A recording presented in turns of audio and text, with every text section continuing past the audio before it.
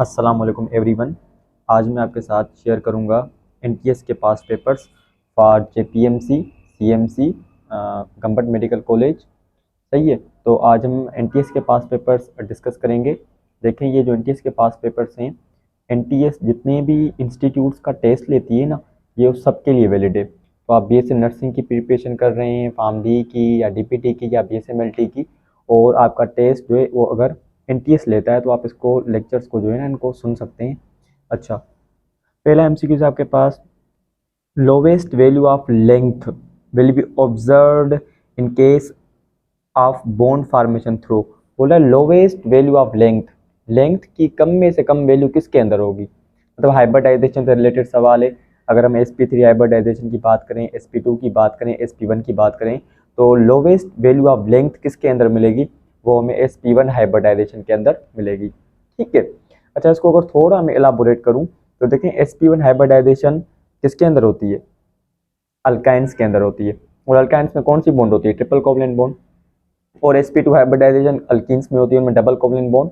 और sp3 hybridisation किस में होती है, अल्केन्स में सिंगल कोवलेंट बॉन्ड। तो देखें, इनमें ट्रिपल कोवलेंट बॉन्ड है sp1 में, इसकी वजह से इनकी जो लेंथ की वैल्यू होती है वो क्या होती है, कम होती है, because bond triple covalent bond है तो बॉन्ड स्ट्रॉन्ग है और वैल्यू क्या होगी, लेंथ की कम होगी। ठीक है, होप आपको समझ आया होगा। अच्छा, उसके बाद सेकंड क्वेश्चन है the highest value of bond dissociation energy is associated with the bond formed by. अच्छा, बॉन्ड डिसोसिएशन एनर्जी सबसे ज्यादा किसकी होगी, वही बॉन्ड डिसोसिएशन एनर्जी भी सबसे ज्यादा इसकी होगी। अब जाहिर सी बात है भाई, इसमें ट्रिपल कोवलेंट बॉन्ड होती है तो उसको तोड़ने के लिए ज्यादा ही एनर्जी चाहिए, बिल्कुल ईजी है। अच्छा, आप भी सोच रहे होंगे कि इतने डिफिकल्ट क्वेश्चन में कहाँ से ला रहा हूँ। देखिए, एनटीएस जो है ऐसे ही टेस्ट निकालती है, ऐसे मुश्किल ही टेस्ट निकालती है। अच्छा, उसके बाद थर्ड क्वेश्चन है आपके पास, addition of hydrochloric acid into concentrated solution of acetic acid. बोल रहा है अगर हाइड्रोक्लोरिक एसिड को हम एसिटिक एसिड के साथ क्या करवाएं, रिएक्ट करवाएं, तो हमें क्या मिलेगा या क्या होगा, तो क्या होगा हमारे पास, dissociation of acetic ion decreases. Acetic ion की जो डिसोसिएशन है वो डिक्रीज होगी। सीधी सी बात है भाई, हाइड्रोक्लोरिक एसिड एक स्ट्रॉन्ग एसिड है और एसिटिक एसिड एक वीक एसिड है। इनको आपस में आप करवाओगे तो क्या होगा, एसिटिक एसिड वीक है वो जल्दी खत्म हो जाएगा, इट मीन्स उसकी डिसोसिएशन डिक्रीज हो जाएगी बिकॉज वो वीक है।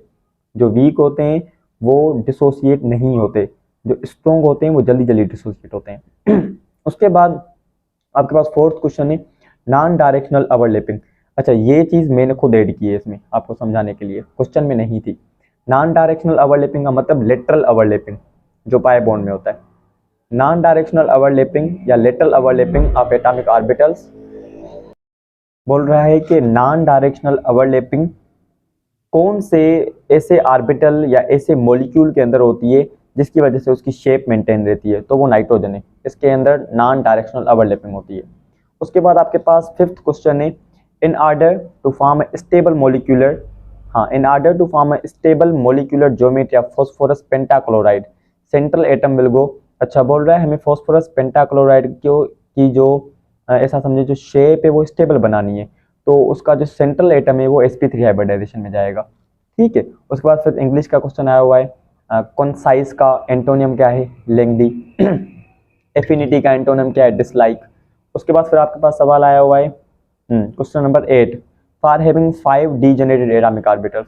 देखिए, मेरे हिसाब से तो 5 degenerated atomic orbitals d orbital में होते हैं, है ना। An atom must possess the value of azimuthal quantum number. तो उस बोल रहा है कि एटम है जिसके अंदर 5 डीजेनरेटेड ऑर्बिटल्स हैं, तो उसके अजम्पटल क्वांटम नंबर की वैल्यू क्या होगी। मेरे हिसाब से उसके अजम्पटल क्वांटम नंबर की वैल्यू 3 होगी, बट गूगल के हिसाब से 2 होगी। अब क्या सही है या क्या गलत है ये आप मुझे कमेंट्स में बताइएगा। ठीक है। अच्छा, उसके बाद फिर मीथेन मॉलिक्यूल है zero dipole movement. Methane molecule की जीरो डायपोल मूवमेंट क्यों होती है, because of non polar. Methane non polar होता है जिसकी वजह से उसकी डायपोल मूवमेंट क्या होती है, जीरो होती है। अच्छा, आगे चलते हैं। अच्छा, उसके अलावा जो मेरी नेक्स्ट वीडियो होगी ना, वो एनटीएस के 2023 के पास पेपर पर होगी। तो जो नए सुन रहे हैं ये लेक्चर, वो मेरे यूट्यूब चैनल को सब्सक्राइब करें और बेल आइकन बटन को क्लिक करें ताकि मेरी नई वीडियो जो वो आप तक पहुंच सके। अच्छा, 10th एमसीक्यूज है, in the presence of strong electric field spectral lines of an atom will split up producing. बोल रहा है अगर इलेक्ट्रिक फील्ड स्ट्रॉन्ग हो तो एटम में से जो स्पेक्ट्रल लाइंस निकलती हैं वो स्प्लिट होकर एक चीज़ बनाती हैं या एक लाइट बनाती हैं या कुछ भी बनाती हैं, उसको क्या कहा जाता है? उसको स्टार इफेक्ट कहा जाता है। बिल्कुल ईजी है। उसके अलावा which of the following has clitellum, किसके पास क्लिटिलम होता है? अर्थवर्म के पास होता है। रिपीटेड है, ठीक है। अच्छा, अगर कोई ऐसा क्वेश्चन जो आपको समझ नहीं आता, अभी मैं आपको बता रहा हूँ, तो आप कमेंट सेक्शन में मुझसे पूछ सकते हैं, मैं कोशिश करूँगा आपको एलाबोरेट करने की। उसके अलावा double fertilisation in angiosperm was discovered by Nawaschin S G. Ringworm disease in man is caused by microsporum. Microsporum एक फंजी है, ठीक है। उसके अलावा आपके पास 14 एमसीक्यूज है। Technique of producing a cell line whose members contain identical, इसको क्लोनिंग बोलते हैं। सिंपल है, एक ऐसी टेक्निक जिसके थ्रू हम न्यू मेंबर्स बनाते हैं, वो दिखने में बिल्कुल सेम होते हैं, इसे क्लोनिंग कहा जाता है। सिल्वर फिश, बड़े मजे का एमसीक्यूज है भाई। सिल्वर फिश जो है ये फिश नहीं है, ये एक आर्थ्रोपोड है, ये एक इंसेक्ट है, ठीक है। उसके बाद आपके पास 16 एमसीक्यूज है। Which one of the following process uses a protein to help substance move? Facilitated diffusion है भाई। प्रोटीन वर्ड आ जाए ना तो समझ लेना फेकिलेटेड डिफ्यूजन है, ठीक है। ये प्रोटीन वर्ड है, ये फेकिलेटेड डिफ्यूजन, क्योंकि फेकिलेटेड डिफ्यूजन प्रोटीन स्केल से होती है। Spores are liberated from the sporangium, बोल रहा है स्पोरेंजियम में से स्पोर्स निकलते हैं, जी हाँ। Only by the decay of gametophyte in, इसका आंसर मुझे नहीं मिला, मैंने बहुत ढूंढा। उसके अलावा आपके पास सवाल है, the word dash refers to the gradual development of something.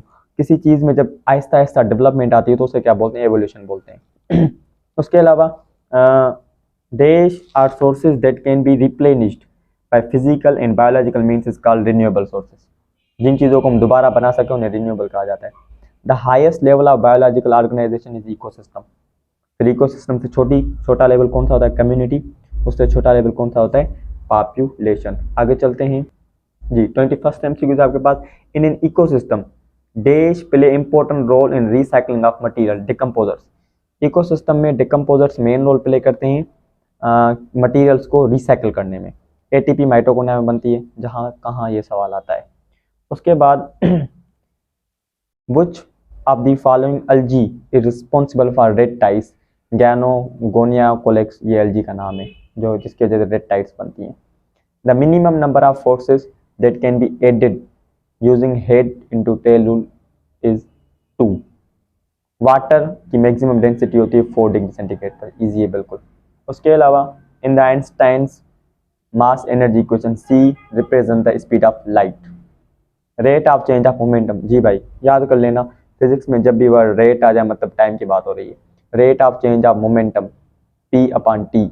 Rate of change of momentum is called force, ये फोर्स की डेफिनेशन है। Rate of change of momentum is called force. तो ये फोर्स की जो डेफिनेशन है ये न्यूटन के सेकंड लॉ के मुताबिक है, याद कर लेना। उसके बाद दो इक्वल फोर्सेज हों, two equal but unlike parallel forces, सही है, और डिफरेंट लाइन पे एग्जिस्ट करें तो उसे क्या बोलते हैं? उसे बोलते हैं कपल, सबको पता है। Rate of change of displacement is called velocity, ये भी इजी है। उसके बाद a body said to be in equilibrium, एक बॉडी है या एक बॉडी कब इक्विलिब्रियम में आएगी? जब उसकी एक्सेलरेशन 0 होगी, याद कर लेना। जब एक बॉडी की एक्सेलरेशन 0 होती है तब वो बॉडी इक्विलिब्रियम में कहलाती है, या जब एक बॉडी पर जो वर्क डन हो रहा है वो 0 हो तब भी हम बोलेंगे बॉडी इक्विलिब्रियम में। क्लियर बात है। उसके अलावा एक प्रॉब्लम आया हुआ है, a man has pulled a cart, distance दिया हुआ है और फोर्स भी दिया हुआ है, ठीक है। मालूम क्या करना है? वर्क मालूम करना है। फार्मूला वर्क का क्या है? जी हाँ, W is equal to F into D, simple है। फोर्स हमें मिला हुआ है 300 न्यूटन, डी हमें मिला हुआ है कितना?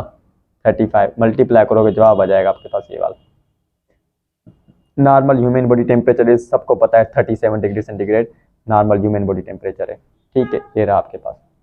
विच is not unit of power? Newton into metre, यानी कि जोल, ये पावर का यूनिट नहीं है। द अरेंजमेंट यूज फॉर, अच्छा, जब हम स्टेप अप और स्टेप डाउन करते हैं तो स्टेप अप और स्टेप डाउन का प्रोसेस कौन करता है, या उस डिवाइस को क्या बोलते हैं जो स्टेप अप और स्टेप डाउन करती है वोल्टेज को? तो उस डिवाइस को बोलते हैं ट्रांसफार्मर। बिल्कुल ईजी है। यूनिट ऑफ, हाँ, unit of capacity of capacitor farad इसका यूनिट है, और फेरेड बराबर होता है कूलम पर वोल्ट के, ठीक है। फ्रीक्वेंसी का रेसिप्रोकल क्या है? सबको पता है, टाइम है। उसके अलावा a couple is formed by, couple कब बनता है? दो फोर्सेज इक्वल हो, अपोजिट हो और सेम लाइन पर एक्ट ना करें तब आपका कपल बनता है। उसके अलावा पैरामैग्नेटिक बिहेवियर एलिमेंट्स के पास क्यों होता है? अनपेयर्ड इलेक्ट्रॉन्स की वजह से होता है। बिल्कुल ईजी है। उसके अलावा fossil fuel energy include petrol, gas and coal. सही है। उसके बाद एक प्रॉब्लम आया हुआ है 41। अ बॉडी ऑफ मास, एक बॉडी जिसका मास 50 kg है, raised to height 3 metre, height दी गई है। What is potential energy? Potential energy मालूम करनी है। देखिए पोटेंशियल एनर्जी का फार्मूला क्या होता है? Potential energy is equal to mgh। Mass क्या है हमारे पास? मास दिया हुआ है आपको 50, ग्रेविटी सपोज करें 10 और हाइट भी आपको दी हुई है। तो 50 को 10 के साथ करोगे 500 और 500 को 3 के साथ करोगे 1500। देखते हैं जवाब है हमारे पास। जी हाँ, ये रहा हमारे पास जवाब है 1500 जूल। ठीक है। उसके अलावा फिर सवाल है only one ovule is present in the ovary of dash family, तो कंपोजाइटी। ये आपका यहाँ तक हो गया। थैंक यू सो मच, जज़ाकल्लाह।